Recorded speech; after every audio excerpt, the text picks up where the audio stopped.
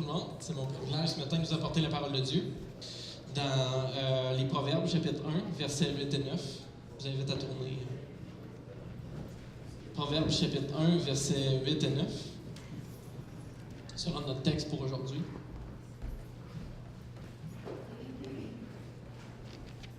Moi non plus, on ne m'a pas donné de temps. C'est pas vrai.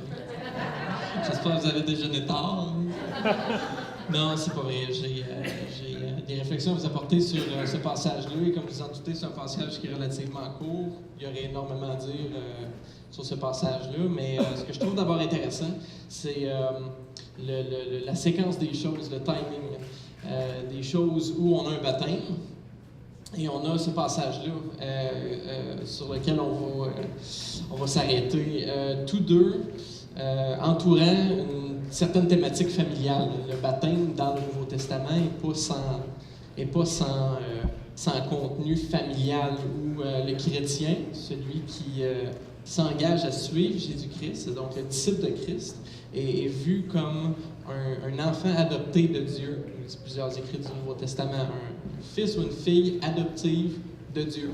Et c'est d'ailleurs pour ça que dans plusieurs épîtres, on s'adresse les uns envers les autres comme des frères et sœurs, comme des membres d'une même famille, où le Christ est même considéré comme notre frère, notre grand frère, qui nous justifie devant le Père. Donc la thématique familiale est assez grande. Et donc, l'idée du baptême ici est aussi de proclamer notre appartenance à un Père comme enfant adoptif. Et le passage d'aujourd'hui va un peu dans ce sens-là, en abordant sous un autre angle l'idée de la famille.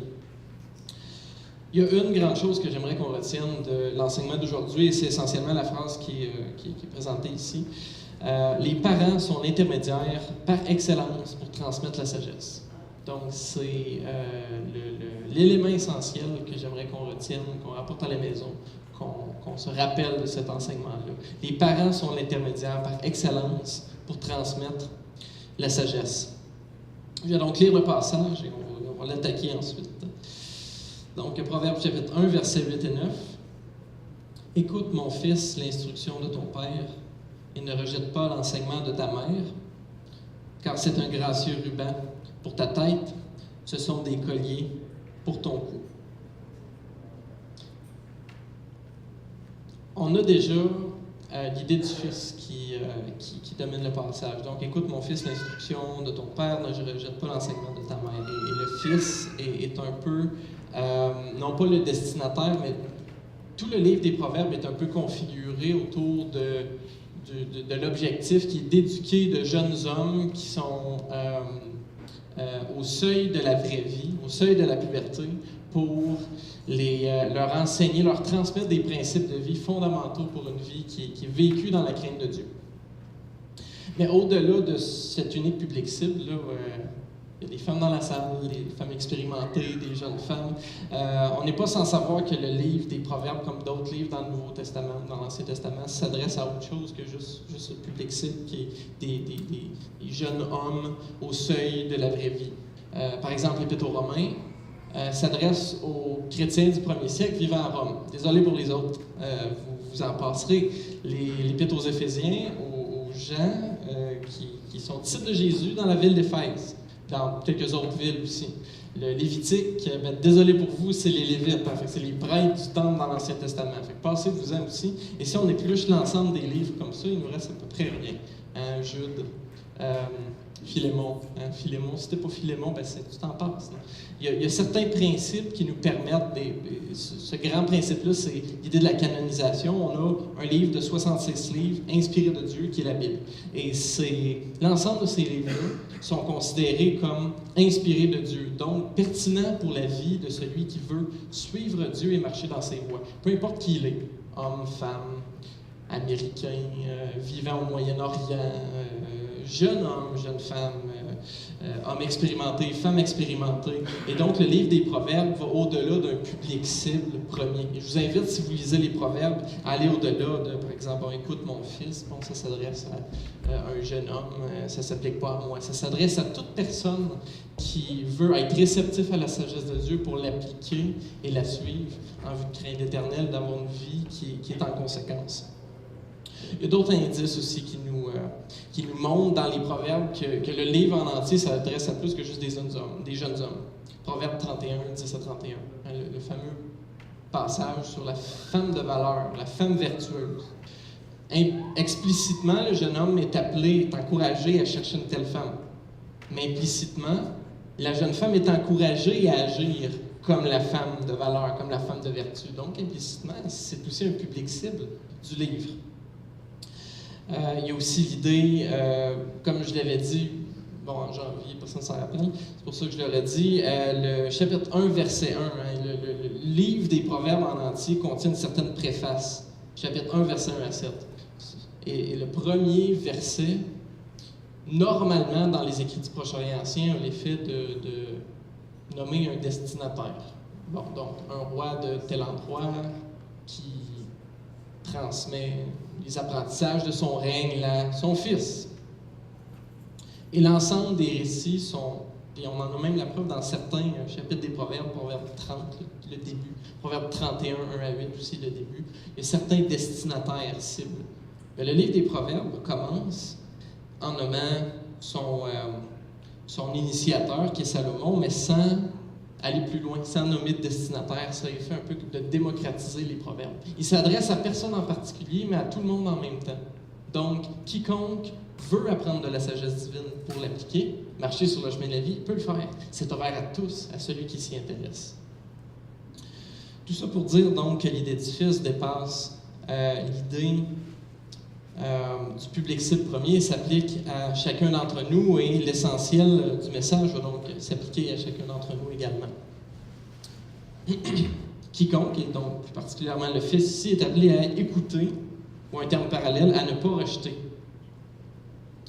l'instruction ou l'enseignement. Les proverbes marchent souvent comme ça, par des termes parallèles. Donc, écoute l'instruction, ne rejette pas l'enseignement. Ce sont des termes qui vont alors s'équivaloir, qui vont dire un peu la même chose. Souvent, la deuxième ligne va aller colorer davantage le contenu ou la vérité qui est là.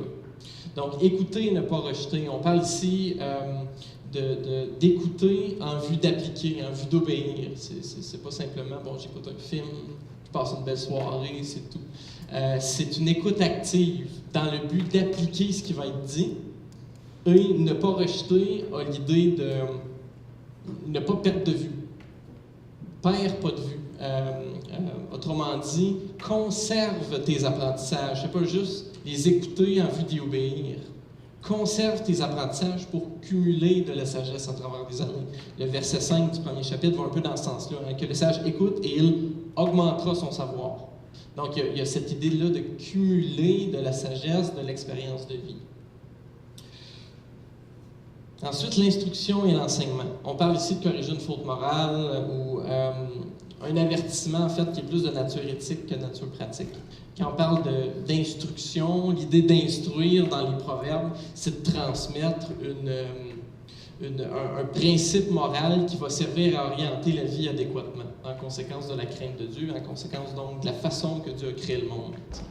Et l'idée d'enseignement va donc dans le même sens, parce que c'est un terme qui est parallèle. Enseignement, là, littéralement, c'est le terme Torah, la loi du Pentateuque. Et donc, on pourrait, donc, ne rejette pas la Torah, ou la loi, si on veut, là, de ta mère. L'idée, c'est pas tant de référer directement aux 5 premiers livres de la Bible. Hein. La Torah, c'est les 5 premiers livres.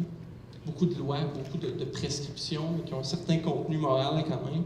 L'idée n'est pas de référer directement à ça, mais il y a quand même un certain écho, où la mère va transmettre un enseignement qui semble avoir un certain écho avec le contenu de la loi de Dieu. Et on parle ici donc, écoute mon fils l'instruction de ton père, ne rejette pas l'enseignement de ta mère. L'idée des parents est présentée. Des parents, au pluriel. Ce n'est pas uniquement le père, même si dans tous les récits du Proche-Orient ancien qui témoignent de la transmission de sagesse en contexte familial, normalement le père est toujours vu comme la figure représentative de la famille. Le porte-voix, celui qui va parler, qui va instruire aussi, même si on sait dans la réalité que En fait, le père était parti au travail la majorité du temps, avait un rôle de pourvoyeur historiquement. Et la femme, à ce moment-là, restait à la maison avec les enfants. Et dans ce contexte-là, par défaut, la femme avait cette responsabilité-là d'instruire les enfants. C'est vrai dans les Proverbes, c'est vrai aussi dans d'autres récits du Proche-Orient ancien. Ça, tout le monde l'admet, sauf que partout, le père est quand même vu comme la figure représentative. Même si c'est la femme qui se clenche la basse besogne, c'est moi là, qui représente la famille, là, qui est l'image autoritaire de la famille telle que conçue à l'époque. Et les proverbes ne vont pas dans ce sens-là. Il y a deux grands blocs dans les proverbes. Chapitre 1 à 9, puis chapitre 10 à 31. Puis 1 à 9 introduit tout le reste. Donc c'est à travers les chapitres 1 à 9 qu'on va lire tout le reste des chapitres des proverbes. Et dans ces chapitres-là, dans cette unité-là, 1 à 9, il y a à 3 reprises l'idée du père et de la mère qui sont présentés comme la source d'autorité fonctionnelle pour transmettre la sagesse. Et sont réellement élevés dans cette section-là comme quelque chose d'important, de digne. Le père et la mère. Chapitre 1, verset 8-9, chapitre 4, verset 1 à 4, et chapitre 6, verset 20 et 21. À 3 reprises en 9 chapitres, on voit cette idée-là de l'unité familiale, où c'est pas simplement le père qui est le porte-voix, mais l'homme et la femme contribuent tous les deux à façonner des enfants qui vont grandir en marchant sur le chemin de la vie, en appliquant une vie sagement vécue qui commence donc par la crainte de l'Éternel. Ce qui fait qu'à travers ce passage-là, et donc les deux autres que j'ai nommés aussi, là, 4, 1 à 4 et 6, 20 à 21, le fondement de la transmission de sagesse est établi. C'est la famille. C'est à travers la famille que l'enfant va grandir et apprendre les instructions de sagesse pour apprendre qui est Dieu, comment le craindre et comment marcher en conséquence. Comment le respecter avec un esprit de vénération. Quand on dit craindre, c'est l'idée de respecter avec un esprit de vénération aussi. Et de là découle ma première application. La famille est vue par les proverbes comme la plateforme fondamentale à travers laquelle l'enfant va apprendre à suivre l'Éternel, à craindre l'Éternel. Est-ce que votre famille est une priorité dans la répartition de votre temps, dans la répartition de vos énergies? Est-ce que vous lui accordez l'importance que Dieu lui accorde comme le lieu par excellence pour former un enfant dans la sagesse? Est-ce que votre réalité témoigne de cette même priorité-là que Dieu accorde? Et donc, verset 8, résumons, écoute les instructions de sagesse pour les appliquer et les retenir. Verset 9, parce qu'elles ont une très grande valeur. Car c'est un ruban précieux pour ta tête, ce sont des colliers pour ton cou. Ruban, collier. On a ces objets-là qui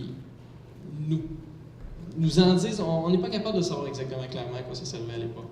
Pour être franc, là, le ruban et le collier avaient certains atouts, une certaine utilité pour élever le statut de l'individu en société. On n'est pas sans avoir les mêmes pratiques. Hein? Un policier en uniforme revêt une certaine stature. Toute la hiérarchie militaire est bâtie un peu comme ça. Hein. Ils ont tous comme un chapeau un peu rigolo, mais il est différent. Puis plus tu montes en hiérarchie, plus il est rigolo. Moi, ce matin, je ne me serais pas habillé en long, à 32 degrés, un dimanche ensoleillé, si ce n'était pas pour communiquer aussi par mon vêtement une certaine importance qui est celle de vous transmettre la parole de Dieu. On n'est pas sans avoir les mêmes habitudes. Hein? Et à l'époque, l'idée du ruban, et particulièrement celle du collier, on est capable de retrouver à quoi un peu ça servait. Genèse 41-42. Joseph se voit mettre un collier d'or, même terme qu'ici, pour souligner son élévation comme autorité dans tout le pays d'Égypte. Donc, pour souligner son élévation, la dignité de son statut. Daniel 5.7 mentionne qu'un collier d'or va être remis au cou de quiconque réussit à interpréter correctement le rêve du roi. Et un tel individu serait alors, nous dit 5.7, élevé dans la hiérarchie royale comme troisième au pays. Encore cette idée-là d'élévation, où on porte un objet qui symbolise cette élévation-là. Et ce que nous dit le passage ici, c'est que les instructions de sagesse qui vont être transmises, si tu les écoutes, si tu y obéis et si tu les conserves, elles vont avoir pour effet de te distinguer du lot, de te distinguer de la communauté. Tu vas, par ta conduite, par ta vertu, par tes priorités, par ta façon de voir la vie, par ta façon de te comporter, te distinguer du lot. Proverbe 3.4 mentionne exactement ça. Quand on dit « tu », en parlant du Fils ici, « tu acquerras ainsi grâce et bon sens aux yeux de Dieu et des humains. » Ça va te distinguer positivement. Et par défaut, quand on lit le livre des Proverbes, ça ne peut pas faire autrement. Tu ne peux pas passer à travers les pages de ce livre-là sans te dire « wow, l'individu qui revêt ça, pour vrai, là, c'est fort, c'est positif, c'est rayonnant, c'est lumineux, c'est vivant, c'est vif comme personnalité, comme caractère, celui qui revêt la sagesse. » Donc, écouter de façon active pour appliquer, pour obéir, pour retenir, parce que les instructions sont précieuses. Parce que les instructions en soi ont une valeur très élevée aux yeux de Dieu. Maintenant, quel est l'essentiel du passage qu'on peut retenir pour notre vie? Je vous le dis tout de suite, le message central du passage, c'est pour les enfants, écoutez vos parents. C'est pas ça. Tout au plus, ce serait une vérité naturelle qui va découler de bien comprendre ce passage-là puis de ses principes. Mais c'est certainement pas le but de l'auteur, un peu grincheux, qui écrit ça. Vous allez obéir, les enfants. C'est même écrit. C'est pas, et pour bien comprendre l'objectif du passage, il faut reculer juste d'un pas et bien comprendre comment Dieu révèle sa sagesse dans les Proverbes. Le livre des Proverbes n'est pas sans donner au lecteur différentes façons, en fait, une explication de comment est-ce que Dieu se révèle et comment Dieu révèle sa sagesse. Comment est-ce qu'on peut apprendre de la sagesse? Autrement dit, comment est-ce qu'on peut devenir sage dans les Proverbes? Il y a différentes façons de faire le fondement. La crainte de l'Éternel est le commencement de la sagesse. OK? Comment est-ce que je peux apprendre de Dieu dans les Proverbes? Qu'est-ce qui me dévoile et comment est-ce que quelqu'un peut devenir sage au-delà de commencer à craindre l'Éternel? Quelles sont mes différentes sources dans lesquelles je peux puiser pour développer une meilleure compréhension de la sagesse et développer davantage comment est-ce que moi je peux devenir sage? Et là, il y en a plusieurs. Par exemple, la révélation divine. On voit qu'il y a certains, par exemple, Proverbe 28.7, 29.18, l'idée de la loi est réellement vue comme un intermédiaire par lequel Dieu passe pour révéler sa sagesse. On en trouve aussi écho dans 1.8, l'idée de l'enseignement, tantôt de la Torah. T'sais. Mais surtout 28.7, 29.18, wow, la loi. Par la loi, tu vas avoir accès à la sagesse de Dieu, tu vas pouvoir y apprendre. Plus que ça, l'expérience de vie et la correction particulièrement. Donc, juste le fait de vivre sur Terre, juste le fait de subir la vie étant la vie, nous apprend sur le monde que Dieu a créé, sur notre rôle dans ce monde et comment on peut y marcher sagement. Et l'idée de la correction est encore plus grande. Où, quand on juge mal d'une situation, on marche dans la mauvaise direction, on prend de mauvaises décisions, l'Éternel n'est pas sans corriger. Et s'il corrige, il y a possibilité de puiser dans cette correction-là le nécessaire pour grandir en sagesse. Proverbe 3, versets 11 et 12 en est un exemple. L'observation aussi, ça c'est très intéressant. L'observation du comportement humain et l'observation du monde créé sont deux intermédiaires par lesquels Dieu passe pour révéler sa sagesse. Par exemple, le comportement humain. J'ai passé à côté de la maison d'un paresseux, son mur de briques était effondré, sa vigne poussait tout croche. Et là, le père va inculquer à son fils des principes de sagesse, à partir de l'observation du comportement de quelqu'un d'autre qui a mal agi. Et En observant le comportement des autres, leurs bons coups et leurs mauvais coups, Dieu nous dit qu'il y a possibilité d'en tirer des principes de sagesse. L'observation également du monde créé. On part ici du principe que l'Éternel a fondé l'univers avec la sagesse. Et de ce fait-là, la sagesse va se répercuter dans le fonctionnement du monde tel que Dieu l'a voulu. Par exemple, Proverbe 6, verset 6 à 11. Le sage va dire « Considère la fourmi ». Et à partir de l'exemple de la fourmi, qui est ironique en soi, une fourmi c'est à peine visible, insignifiant, mais à partir du comportement d'un des plus petits êtres créés visibles, apprend de la diligence et de la bonne façon de travailler de la fourmi. Qui n'a pas de chef, mais qui est autonome, qui travaille diligemment, qui prévoit au point de ramasser, puis de faire des réserves, qui est prévoyante, qui est ordonnée dans son travail. Donc, la création nous apprend également de principes de sagesse qui sont importants. Dave a d'ailleurs écrit un excellent livre là-dessus, vous irez le voir. C'est très intéressant ce qu'elle ressort. C'est comme ça que tu m'avais demandé de le dire, Dave. C'est ça. C'est pas me donner mon paiement à la fin. Et finalement, il y a l'idée de la tradition. Qui veut rien dire dit comme ça, là, mais je vais le dire autrement, l'idée de la transmission intergénérationnelle de principes de vie. Dans les Proverbes, on a l'idée du Père qui transmet à son fils des principes de sagesse, qui lui-même l'a appris de son Père. Chapitre 4, verset 1 à 4. « Écoutez, mes fils, l'instruction d'un Père, soyez attentifs pour connaître l'intelligence, car je vous donne un bon savoir, ne rejetez pas mon enseignement. J'ai été en effet un fils pour mon Père, fils tendre et unique pour ma mère, il m'enseignait alors et me disait, etc. » Et là, ce que va faire le Père, c'est qu'il va transmettre ce que le grand-père disait. Donc, la transmission intergénérationnelle de principes de vie, qui a été nécessairement acquise là, par les différentes autres façons, donc observation, correction, expérience de vie, etc. L'idée, ici, pourquoi je vous présente ça, c'est que l'Éternel utilise différents intermédiaires pour communiquer sa sagesse dans les proverbes. Un de ceux-là est celui qui est, je vous dirais, le plus élevé d'entre tous, le plus digne d'entre tous, c'est l'autorité parentale, le rôle parental, tel que conçu par Dieu, est celui d'un intermédiaire par lequel Dieu veut passer pour transmettre sa sagesse aux enfants. Plus que la création, plus que l'observation du comportement humain. Dans les chapitres 1 à 9, fondamentalement, c'est le récit d'un père qui transmet à son fils des enseignements de sagesse. 9 chapitres. Et à travers ces 9 chapitres-là, on est appelé à voir les chapitres 10 à 31. Donc, l'ensemble du livre des Proverbes est l'idée d'une transmission intergénérationnelle des principes de sagesse, des principes de crainte de l'Éternel. L'Éternel, et voici les applications qu'on peut en découler, l'Éternel veut transmettre par les parents sa sagesse divine.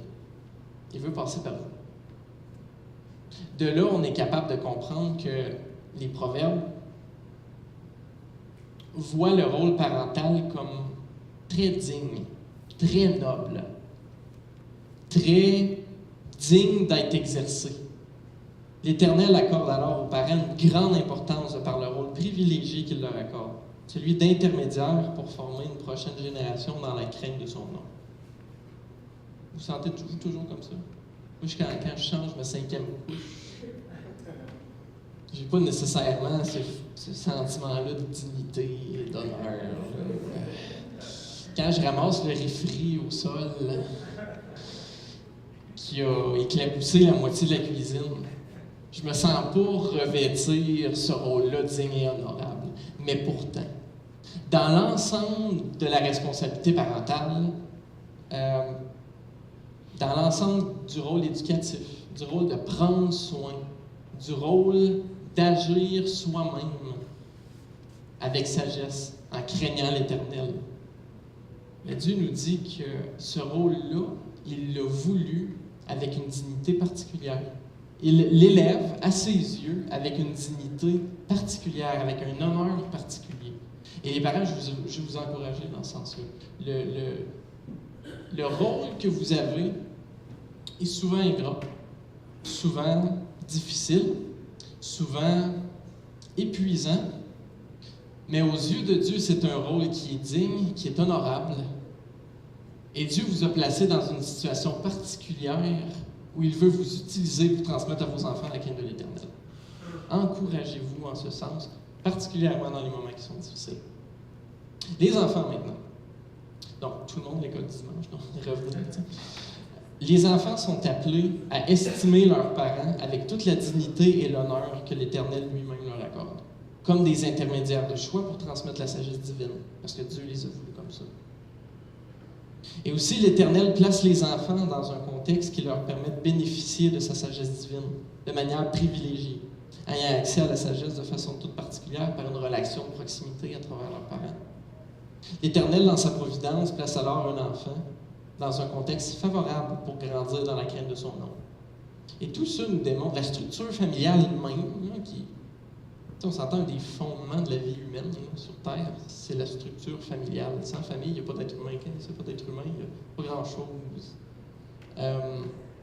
Le fondement même, qui est la structure familiale, nous témoigne que Dieu veut avec passion se faire connaître par les êtres qu'il a créés. Parce qu'il a élevé la famille comme l'intermédiaire de choix à travers laquelle il veut passer pour révéler son nom, révéler qui il est. Et je suis conscient que certains d'entre vous entendez tout ça ce matin et vous dites, ben moi, j'ai pas eu ce privilège-là de grandir avec une famille. J'ai été adopté, j'ai été en maison d'hébergement, j'ai été en centre de réadaptation. Peut-être que certains d'entre vous n'ont pas eu de père, n'ont pas eu de mère. Moi, c'est mon cas, j'ai pas eu un père. Mais voyez, écoutez ceci. Quand on rouvre les pages des Proverbes, écoute mon fils l'instruction de ton père. L'idée du père prend une toute autre dimension à ce moment-là. Parce que vu que c'est un livre qui est inspiré de Dieu, l'idée est que Dieu s'adresse à nous comme un père à son fils. Dieu s'adresse à nous pour nous transmettre comme un père toute la sagesse dont on a besoin pour vivre une vie droite, pour vivre une vie dans la crainte de son nom, avec son approbation. Et tout le livre des Proverbes peut être lu de cette façon-là, comme un père qui a initié le monde tel qu'on le voit et qui veut transmettre à ses enfants, fils comme filles de Dieu, les principes fondamentaux qui vont leur permettre de marcher sur le chemin de la vie, qui vont leur permettre de marcher dans la crainte de son nom, dans son approbation. Encourageons-nous par cette réalité-là. Lisez ces versets-là de toute autre façon. Votre rôle est digne. Votre rôle est digne. Votre rôle est honoré et honorable aux yeux de Dieu. Prions. Seigneur, merci pour l'ensemble de tes Écritures, pour le livre des Proverbes, pour la sagesse que tu veux nous transmettre avec passion. Je te prie de bénir chacun d'entre nous. Donne-nous une passion réelle pour marcher sur le chemin de la vie. Merci pour cette Église. Merci pour les croyants que tu aimes. Merci pour Jacob ce matin. Amen.